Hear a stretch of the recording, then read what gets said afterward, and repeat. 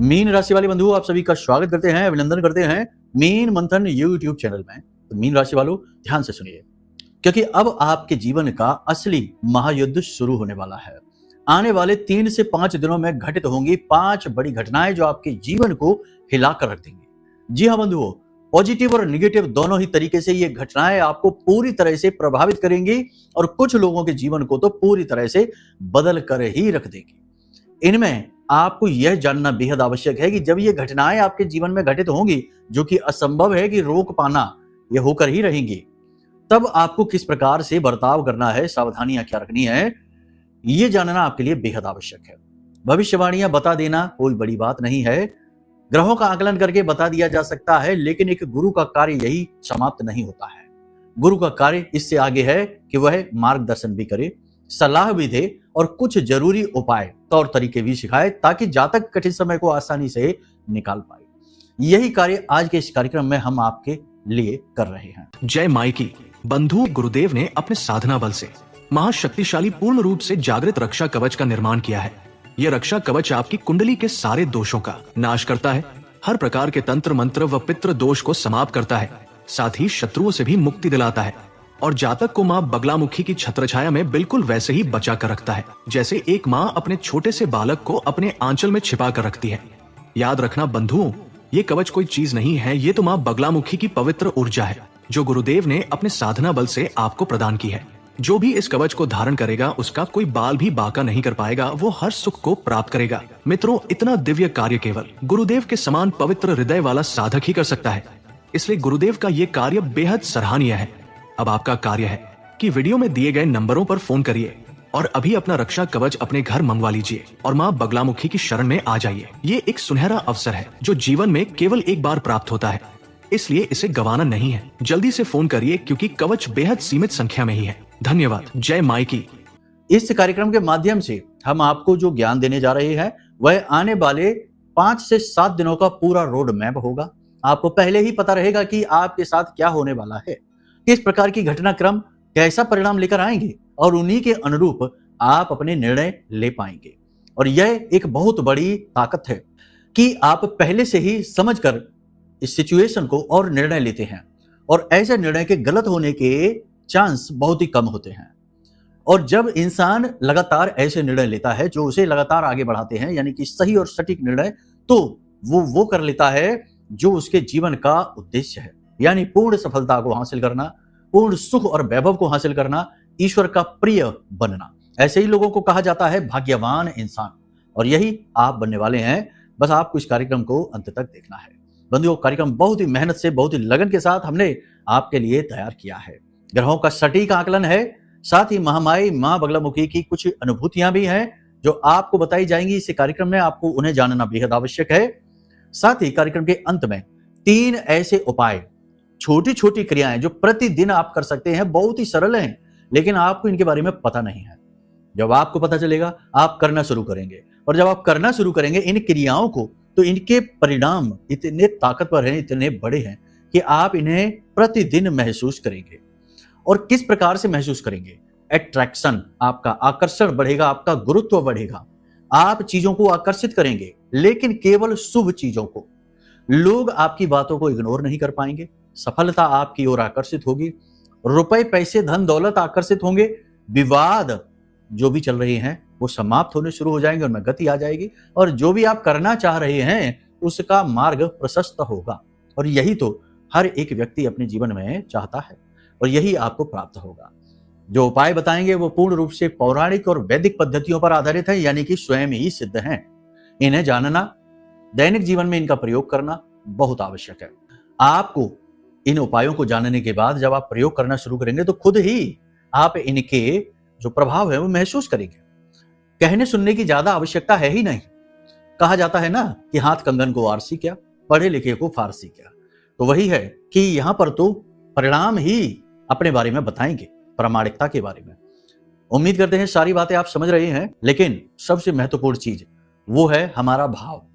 जब तक आप धर्म को नहीं अपनाएंगे, जब तक आप आध्यात्मिकता को नहीं समझेंगे, जब तक आप इस संसार में व्याप्त माया को नहीं समझेंगे, तब तक आप कभी सुखी नहीं हो सकते।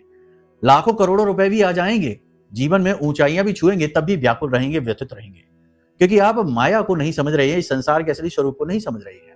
वो स्वरूप क्या है? आध्यात्मिकता की एक छोटी सी झलक इस कार्यक्रम के माध्यम से आपको आज देखने को, जानने को मिलेगी। हमारे अपने अनुभव भी हम आपको बताएंगे। बहुत ही ज्ञानवर्धक, बहुत ही अनुभवशील और बहुत ही आवश्यक समय अनुरूप कार्यक्रम है। इसे इग्नोर करना, छोड़कर चले जाना बिल्कुल वैसा ही है जैसा हमारे गांव देहात में कहावत कही जाती है कि जिस डाल पर बैठे उसी को काट डाला, या फिर अपना पांव कुल्हाड़ी पर खुद ही मार लिया, ऐसा है ना। क्योंकि अच्छी चीजों को छोड़ना तो मूर्खता का कार्य है ही। कहने का मतलब यह है कि कार्यक्रम में अंत तक ठहरिए, कुछ मिनट आपके जीवन के जरूर जाएंगे, लेकिन आपके जीवन की वर्षों वर्ष और आने वाला समय और काल बन जाएगा, इस बात की गारंटी है। चलिए महामाई को याद करते हैं, महामाई को आभार व्यक्त करते हैं। कमेंट बॉक्स में पूरे भक्ति भाव के साथ माँ को याद करते हुए, माँ को याद कर रहे हैं, ये महामाई हैं, सबकी माँ है, तो उन्हें याद करते हुए लिख डालिए, जय माँ बगलामुखी, कृपा करो। माता रानी आपका निश्चित कल्याण करने वाली हैं, तभी आप इस कार्यक्रम को देख रहे हैं। भाव यदि गहरा है तो कमेंट बॉक्स में लिखिए कि मैं भी माई के परिवार का हिस्सा हूं। माँ बगलामुखी के परिवार का हिस्सा बनना बहुत बड़े सौभाग्य की बात है। हमारी आराध्य देवी हैं और इनका नाम हम आदर से लेते हैं, और हम चाहते हैं कि आप भी इनका नाम आदर से लीजिए। तो प्रेम से मन में याद करिए और बोलिए, हे महामाई माँ बगलामुखी, हमारे जीवन के सारे कष्ट, सारे दुखों को दूर करिए और हम आपकी शरण में हैं, हमें स्वीकार करिए। इस प्रकार से मन में माई को आभार व्यक्त करिए। यह भाव ही महत्वपूर्ण है, चीजों का कोई मोल नहीं। और हम और आप महामाई को दे ही क्या सकते हैं? कुछ भी नहीं, हम तो खुद ही याचक हैं। आप हमारी बातों को समझें या ना समझें, लेकिन कार्यक्रम में अंत तक जरूर ठहरें। जैसे जैसे हम आगे बढ़ेंगे आपको चीजें समझ में आने लगेगी। फिर भी यदि आप समझ नहीं पा रहे हैं चीजों को और आपको लगता है कि फालतू की बातें हो रही हैं, समय खराब हो रहा है, तो विनाशकाली विपरीत बुद्धि, कोई कुछ नहीं कर सकता है। अभी और समय लगेगा, तब आपको ये चीजें, अध्यात्म समझ में आएगा, माँ का भाव समझ में आएगा। उम्मीद करते हैं सारी बातें समझ ली हैं। अब अपने मूल विषय को शुरू करते हैं। जय माई की। बंधुओं, ज्योतिष और तंत्र विद्या के क्षेत्र में आचार्य अमित एक जाना माना नाम है। पूज्य गुरुदेव के साधनाओं और ज्योतिष विद्या के अनुभव बेहद दिव्य है। जी हाँ, पूज्य गुरुदेव ने जिसकी भी कुंडली का विश्लेषण किया और कुंडली के अनुसार उसे सटीक उपाय व महामाई माँ बगलामुखी की विशेष कृपा दी, उसके जीवन में सकारात्मक बदलाव तो आए ही है। फिर चाहे समस्या कितनी ही कठिन क्यों ना हो, समाधान तो अवश्य हुआ है। अब ऐसे में यदि आप भी अपने जीवन की किसी बड़ी समस्या से जूझ रहे हैं, जैसे कि कर्जा बढ़ता ही जा रहा है, काम धंधा और व्यापार सब रुक चुका है, रिश्ते नातों में तनाव हद से ज्यादा बढ़ गया है, पूरा जीवन ही नकारात्मकताओं से भर गया है, तो ऐसे में यही सही समय है जब आप श्रेष्ठ गुरु से मार्गदर्शन प्राप्त करें और जीवन के अंधकार को समाप्त कर दिव्य प्रकाश की ओर कदम बढ़ाएं। वीडियो में दिए गए नंबरों पर तुरंत संपर्क करिए और अपनी कुंडली का विश्लेषण व समाधान पूज्य गुरुदेव के द्वारा करवा लीजिए। देर ना करें, आपके देवी देवताओं के आशीर्वाद से ये मौका खुद चलकर आपके पास आया है, इसे गंवाना नहीं है। अभी फोन करें और गुरुदेव से मार्गदर्शन प्राप्त करें। महामाई आपका कल्याण करें। धन्यवाद। भविष्यवाणियों की चर्चा करेंगे। 5 बड़ी भविष्यवाणियां हैं, ध्यान से सुनिए। ये आपके जीवन की चर्चा है। एक आध 2 बातें हो सकता है मैच ना हो, लेकिन अधिकतर आपके बात आपके जीवन पर मैच करेंगे। आपको अनुभव होगा कि आपके ही बारे में बात हो रही है।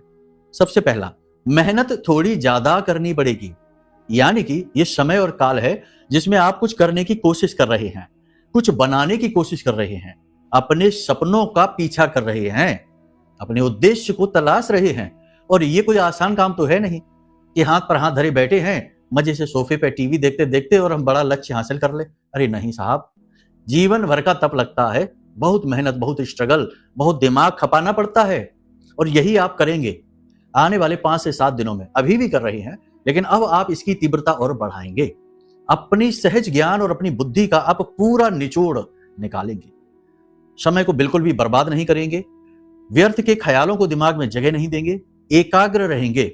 और ये बहुत अच्छी बात है, समय की मांग है। एकाग्र चित्तता एक वरदान है और ये आपको मिल चुका है।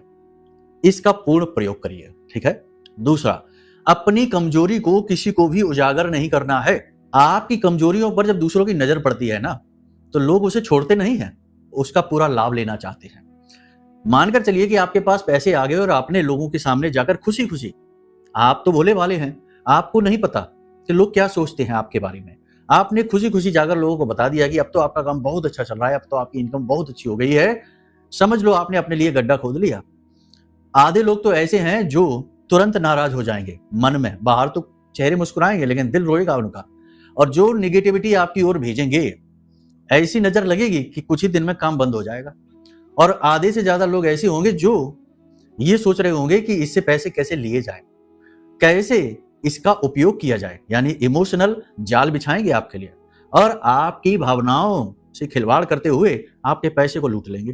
पहले भी ये हो चुका है, फिर भी होगा आगे। इसीलिए कह रहे हैं कि जीवन में धनलक्ष्मी आने वाली है, पैसा आने वाला है। नौकरी, व्यापार सब बहुत अच्छा नहीं, लेकिन ठीक ठाक चलेगा, संतुष्टिदायक रहेगा, लेकिन बखान नहीं करना है, अपनी कमजोरी को नहीं बताना है, ठीक है। दूसरों की नजर इस पर नहीं पड़नी चाहिए। एक और बात, लांछन लग सकते हैं। लांछन कैसे? विपरीत लिंगी के प्रति, अपोजिट जेंडर की ओर आप आकर्षित हो सकते हैं, तो ये नहीं करना है ना। देखो ये चीजें होती हैं, और जब ये चीजें होती हैं कि हमारा आकर्षण बढ़ जाता है एकदम से, कभी कभी ऐसा होता है, तो अपोजिट जेंडर के लोग हमारी ओर आकर्षित होने लगते हैं, तो हमें यहाँ पर दो ऑप्शन मिलते हैं। या तो हम बह जाएं भावनाओं में और अपने चरित्र को नीचे गिरा दें, या फिर हम अडिग रहें और अपने चरित्र को न गिरने दें और सामने वाले का भी मार्गदर्शन करें और उससे भी कहें कि ये सही नहीं है। अगर आप दूसरा रास्ता चुनते हैं तो आपने धर्म युद्ध में विजय प्राप्त की है। यही तो भगवान श्री कृष्ण ने अर्जुन से कहा था कि धर्म युद्ध क्या है। धर्म युद्ध ये है कि जब बुरे मार्ग पर चलना ज्यादा सुखदायी हो जाए और अच्छे मार्ग पर चलना सुखदायी ना रहे, उल्टा कष्टदायक हो जाए, फिर भी आप अच्छे मार्ग पर चलें और कष्टों को सहें, यही है धर्म युद्ध में विजय का मार्ग। और आप खड़े होकर सोच रहे हैं कि इसे चुने रास्ते को या उस रास्ते को चुने, तो यह है धर्म युद्ध। तो धर्म युद्ध होगा आपके सामने। इस धर्म युद्ध में आपको विजय हासिल करनी है, अपने चरित्र को गिरने नहीं देना है, क्योंकि यदि आप भावनाओं में बहते हैं तो आपके ऊपर लांछन निश्चित है, कोई बचा नहीं सकता है। फिर पछताए होत का जब चिड़िया चुग गई खेत। तो सावधान रहना है, ठीक है। देखो ये चीजें हम आपको बिल्कुल ऐसे बताते हैं जैसे आप हमारे सामने ही बैठे हैं, और हम भाव भी यही रखते हैं। देखो आप साधकों से, आप पूजा पाठ अनुष्ठान करने वालों से, भक्तों से और उम्मीद ही क्या करेंगे? यही उम्मीद करेंगे कि केवल और केवल सच्ची बातें करेंगे और अच्छी बातें करेंगे, है ना। तो बस इन्हें इसी तरीके से लीजिए, कुतर्क को जगह ना दीजिए, क्योंकि कलयुग कुतर्क प्रधान है। यहाँ भगवान के अस्तित्व पर ही लोग बातें कर रहे हैं, यहाँ राम भगवान को ही झूठा बताने में लगे हैं, यहाँ हनुमान जी को ही झूठा बताने में लगे हैं लोग। तो ये कुतर्क प्रधान समय है, तो यहाँ पर कुतर्की ना बनिए, ठीक है। इसी के साथ साथ एक चेतावनी, किसी की गारंटी जमानत नहीं लेनी है अगले 5 से 7 दिनों में। अगर आपने ले ली तो समझो कि आपने आफत मोल ले ली। आप परेशान हो जाएंगे, बहुत ज्यादा व्याकुल हो जाएंगे। कारण इसका क्या है? सामने वाला इंसान आपकी भावनाओं को नहीं समझेगा और आपका दुरुपयोग कर लेगा। तो बस किसी की गारंटी नहीं, किसी की जमानत नहीं, अपने काम से काम रखिए, सबसे अच्छा यही मार्ग रहेगा आपके लिए। एक और अच्छी बात है, आप अपने ऊपर गजब का नियंत्रण दिखाएंगे, सहज बुद्धि का सर्वोत्तम प्रयोग करेंगे और आप अपने दायित्व, अपनी जिम्मेदारियों को पूरी निष्ठा के साथ निर्वहन करेंगे। और यह बहुत ही अच्छी बात है, आपके ऊपर जो जिम्मेदारियां हैं, जो दायित्व हैं, जो काम आपको करने ही हैं, वे काम आप पूरी मेहनत, पूरी लगन के साथ करेंगे और बहुत ही उत्तम श्रेष्ठ स्थान प्राप्त करेंगे मान सम्मान के क्षेत्र में। लेकिन यहां पर भी नेगेटिविटी आ जाएगी। लोग आपसे तब भी प्रसन्न नहीं रहेंगे। जिनके लिए आप कुछ करेंगे वे ही लोग आपसे नाखुश हो जाएंगे, आपके बारे में बुरा भी सोचेंगे, कहें भले ही ना, लेकिन आपको महसूस हो जाएगा कि ये आपसे प्रसन्न नहीं है। यानी कि खूब मेहनत की, सब कुछ किया, उसके बाद भी आपको वो प्रेम, वो सम्मान प्राप्त नहीं होगा। लेकिन चिंता की बात नहीं है, आप अपनी नजरों में श्रेष्ठ हैं, आपका आत्मविश्वास बढ़ेगा। दूसरों के व्यवहार को देखकर मन व्यथित, दुखी जरूर होगा, लेकिन आप अपने आप को बहुत जल्दी संभाल लेंगे और अपने आत्मविश्वास को संजोएंगे, खुद के गुरु बनेंगे, खुद का मार्गदर्शन करेंगे, खुद के वैद्य बनेंगे। और ये बहुत जरूरी है, आपका ये दिव्य गुण है। देखिए, दूसरे जब व्यथित, दुखी, परेशान होते हैं तो वो दूसरों को ढूंढते हैं कि किसी से सलाह लें, मशवरा लें, कोई बताए, कुछ हिम्मत बंधाए। लेकिन आप एक ऐसे इंसान हैं जो कोई मिल जाए तो अच्छी बात है, नहीं मिलता तो आप खुद ही कोने में बैठकर आंसू बहा लेते हैं, रो लेते हैं और उसके बाद फिर खुद को ही हिम्मत बंधाते हैं। अंदर से आवाज आती है और खुद के ही आंसू पोंछ लेते हैं और फिर बाहर मुस्कुराते हुए आते हैं। ऐसा क्यों है? क्योंकि आप पवित्र हृदय के इंसान हैं। कष्ट भले ही आपके जीवन में हो, कष्टों को ना देखो। ये समय, ये जीवन है, ये हमारे कर्मों को काटने का एक चक्र मात्र है। ये परमानेंट नहीं है, कुछ ही समय के लिए मिला है, फिर चले जाना है। वहां जहां से हम आए हो वही जगह परमानेंट है, दिव्य स्थान। तो इसके लिए ज्यादा व्याकुल ना हुई, भगवान को भी यहाँ आकर मृत्यु लोक में कष्ट सहने पड़े तो ये कोई बड़ी बात नहीं, यहाँ से दिल का कोई लेना देना नहीं। हृदय पवित्र है आपका और उस हृदय में भगवान का वास है, आप माने या ना माने, आपके मन में, आपके हृदय में ईश्वर का वास है और वही ईश्वर की वाणी है, वही ईश्वर का आभास है जो आपके गुरु के तौर पर आपका मार्गदर्शन करता है। इसीलिए तो शास्त्रों में कहा जाता है कि गुरु को ढूंढना नहीं पड़ता, गुरु आपको ढूंढ लेता है। अब ये गुरु क्या है? गुरु जरूरी नहीं कि कोई इंसान ही हो, गुरु आपके अंदर से आ रही वो आवाज भी है, क्योंकि वो ईश्वर की आवाज है, या वो परिस्थितियां भी हैं जो आपको ढाल रही हैं, आपको बदल रही हैं, आपके अंदर नए विचार और गहराई तक बिठा रही हैं, मैच्योरिटी आपके अंदर आ रही है। ये ही तो गुरु हैं। तो आप इन चीजों को इतना हल्के में न लेना। दुखों का रोना, वैसे तो आप नहीं रोते हैं हर जगह, लेकिन फिर भी मन ही मन तो आपके मन में ये ग्लानि है कि आखिर क्यों आप ही व्यथित परेशान रहते हैं, दूसरे आपसे आगे निकलते चले जा रहे, आप ही क्यों वहां खड़े हैं। तो ये चीजें हैं ना, इनको इस तरह आप ना लीजिए, इसे ईश्वर की मर्जी विधान समझिए। आने वाला समय आपके लिए बहुत ही अच्छा है, लेकिन उसके लिए आपको आध्यात्मिकता को अपनाना पड़ेगा, धर्म को अपनाना पड़ेगा, शरणागत होना पड़ेगा, मैच्योर होना पड़ेगा। ठीक है, तो ये चीजों को आप समझ रहे हैं। अब अपने जीवन को सुनियोजित करेंगे, व्यवस्थित करेंगे, अपना मार्गदर्शन स्वयं करेंगे, किसी से सलाह मशवरा भी करेंगे, लेकिन सलाह मशवरा में भी आप अपनी बुद्धि, अपने विवेक को जागृत रखेंगे। तो जो सलाह दी जा रही है वे आपके काम की भी हैं कि नहीं, क्योंकि ऐसी सलाह पहले भी आपको बहुत मिली है और आपने धोखे भी खाए हैं इन सलाह के चक्कर में। तो सतर्क रहेंगे, ये बहुत अच्छी बात है, जरूरी भी है। अपने बौद्धिक बल का आप पूर्ण प्रदर्शन करेंगे। अब ऐसे में जरूरत है तो सावधानी की। देखो, जब सब कुछ सही चल रहा होता है तब भी आपको सावधान रहना पड़ता है। तो आपको सावधान रहने की, तो आपके जो सहकर्मी हैं, आपके जो अधीनस्थ हैं, आपके जो सहयोगी हैं, कार्यस्थल की बात कर रहे हैं, आपके जो मित्र यार हैं, ये आपके आसपास के सर्किल के लोग हैं और आपके परिवार के लोग हैं। हाँ, ये बात हम कह रहे हैं, आपको हो सकता है कुछ लोगों को अच्छी ना लगे, अरे परिवार में क्या, परिवार में भी ये कलयुग है साहब, ऐसा होता है। यहाँ भाई को भाई से इतनी जलन हो जाती है, तंत्र मंत्र कराने से भी पीछे नहीं हटते। सावधानी, अलर्ट रहना बहुत जरूरी है ना। अपना सुरक्षा कवच बनाना बहुत जरूरी है। सुरक्षा कवच क्या है? देखो, जब कोई वायरस फैलता है बीमारी का, तो लोग बीमार होने लगते हैं, लेकिन कुछ लोग बीमार नहीं होते, उनकी इम्यूनिटी स्ट्रांग होती है, रोग प्रतिरोधक क्षमता। इसी प्रकार से नेगेटिविटी चारों तरफ फैली है, ये कलयुग है, नकारात्मक युग है। हर तरफ लोग एक दूसरे को, सामने अच्छा है, पीठ के पीछे बुरा कर रहे हैं। तो इतनी नेगेटिविटी से भला कोई अच्छा सच्चा इंसान कैसे बचे? तो उसके लिए उसका सुरक्षा कवच, अगर सुरक्षा कवच मजबूत है तो नेगेटिविटी आएगी तो जरूर, लेकिन उसे प्रभावित नहीं कर पाएगी। अब ये सुरक्षा कवच गहरी साधनाओं सिद्धियों से आप स्वयं भी बना सकते हैं, कोई बड़ी बात नहीं है। लेकिन यदि आप नहीं बना पा रहे हैं तो कोई बात नहीं है, हमने आपके लिए बनाया है। जी हाँ, एक साधक, एक गुरु का ये भी कर्तव्य है कि वह लोक हित में कार्य करे, लोगों को ऐसी चीजें दे जिनका वो जीवन भर, जीवन पर्यंत प्रयोग करे। जैसे पुराने जमाने में गुरु अपने शिष्यों से प्रसन्न होने के बाद उन्हें तरह तरह के हथियार, अस्त्र दिया करते थे। तो वो अस्त्र विनाश के लिए नहीं थे, वो अस्त्र थे उनकी सुरक्षा के लिए, ताकि वो सुरक्षित रह सके दुष्ट शक्तियों से। ऐसे ही आज के इस कलयुग में, जहां कोई अपना नहीं है, ऐसे युग में आपकी सुरक्षा बहुत जरूरी है। तो यही सोचकर, अब देखो, लाखों लोग को जरूरत है सुरक्षा की, सब तक हम नहीं पहुंच सकते, सब हम तक नहीं पहुंच सकते। माध्यम तो वो छोटा सा है, फोन नंबर, तो कवच पहुंच सकता है। तो हमने ये कवच आपके लिए बनाया है। इस कवच को आपको अपने घर मंगवा लेना है। थोड़ी सी दक्षिणा तो देनी ही होगी, क्योंकि चीजें जो इसमें प्रयोग हुई हैं उनके मूल्य है, लागत है, सहायकों ने मेहनत की है, लेकिन मंत्र और जागरण शक्ति हमारी है। मां बगलामुखी का श्रेष्ठ कवच है, इसे आप मंगवा लीजिए। इसका लाभ, इसका प्रयोग आपको तुरंत अपने साक्षात प्रमाण देगा। ठीक है, तो आप ये मंगवा सकते हैं, बहुत ही अच्छा है ये आपके लिए।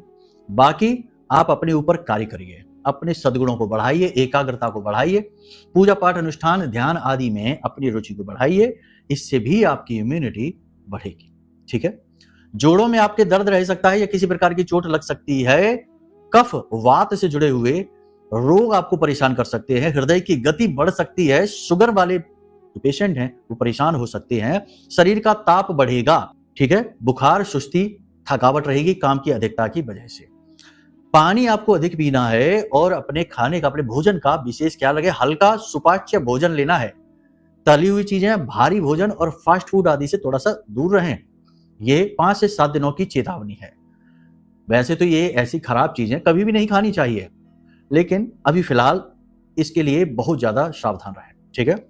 पेट खराब हो सकता है, तबीयत ज्यादा खराब हो सकती है और भी नाना प्रकार के रोग परेशान कर सकते हैं। अब संपत्ति का जो विवाद कोई है यदि आपका चल रहा है तो विवाद बढ़ जाएगा, मामला और उलझ जाएगा और स्थिति गंभीर भी हो सकती है।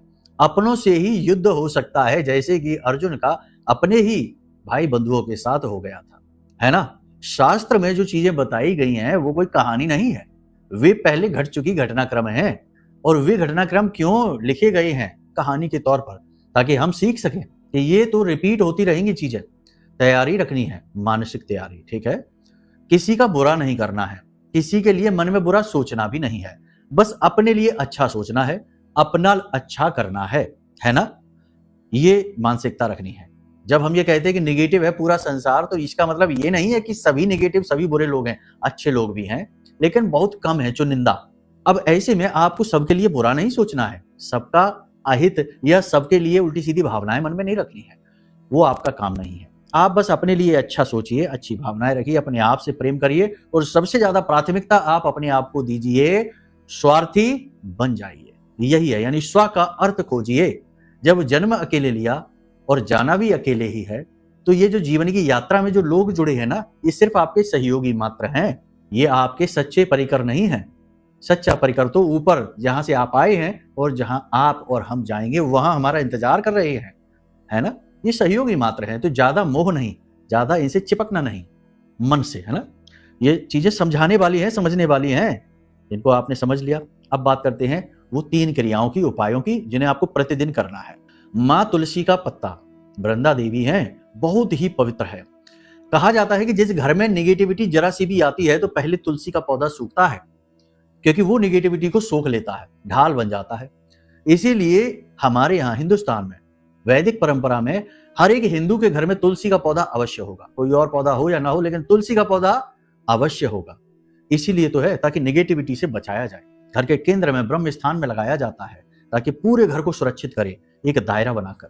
अब तो लोग ना जाने कहां कहां रख देते हैं। खैर, तो ये आपको क्या करना है कि जब भी आप घर से बाहर निकले, तुलसी का एक पत्ता छोटा सा तोड़िए, माई से अनुमति लेकर। ऐसे नहीं कि गए और तोड़ा और ले लिया, नहीं, हाथ जोड़कर माई से निवेदन करिए कि माँ, हम आपसे आशीर्वाद स्वरूप एक पत्ती लेना चाहते हैं। ये पत्ती आपको लेनी है। और जब आप घर से बाहर निकल रहे हो उस समय, क्योंकि अब आप जा रहे हैं संसार में, घर पवित्र है, संसार में तमाम अपवित्रताएं हैं, नकारात्मकताएं हैं, उनसे बचना है। तो ये जो तुलसी का पत्ता है, इसे अपनी जुबान पर रखना है, चबाना नहीं है, निगलना नहीं है, इसे बस मुख में थोड़ी देर के लिए रख लेना है, प्रेम समझकर, माई का, है ना।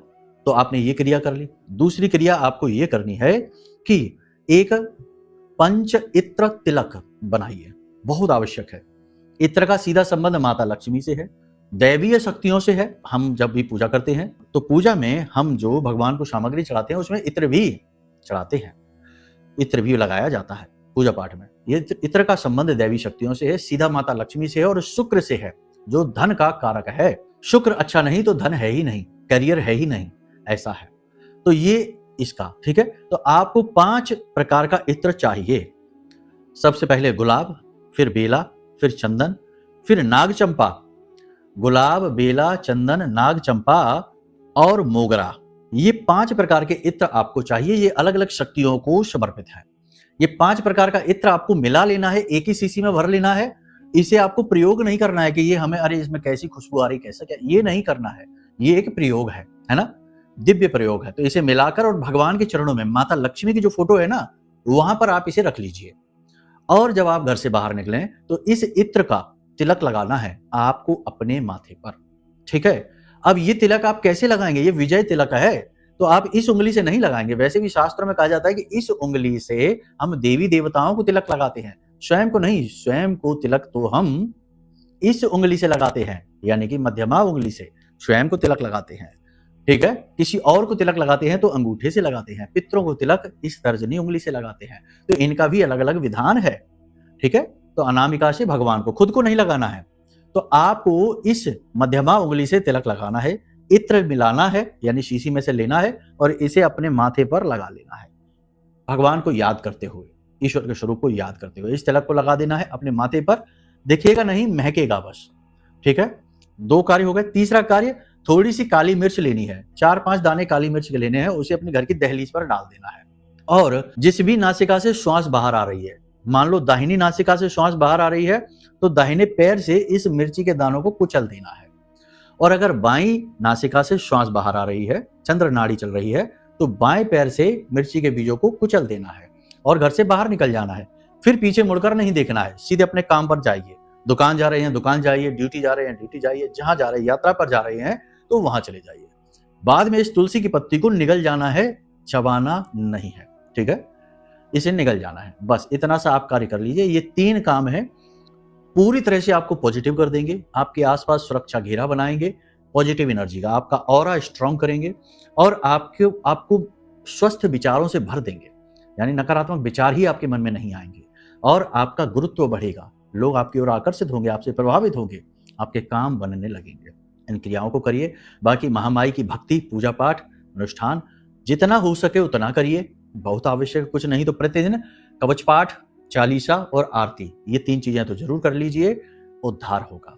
अब यदि मन में कोई प्रश्न उठे या कुंडली का विश्लेषण कराना है, कवच मंगवाना है, तो नंबर वीडियो में दिए गए हैं, इन नंबरों पर फोन कर लो, सारी जानकारी प्राप्त कर लो। तो चलिए बंधु, आज के इस कार्यक्रम को यहीं विराम देते हैं। हमेशा हंसते रहिए, मुस्कुराते रहिए, सकारात्मक रहिए, महामाई पर अपनी आस्था और विश्वास बनाकर रखिए, क्योंकि आपका उद्धार वहीं से होना है।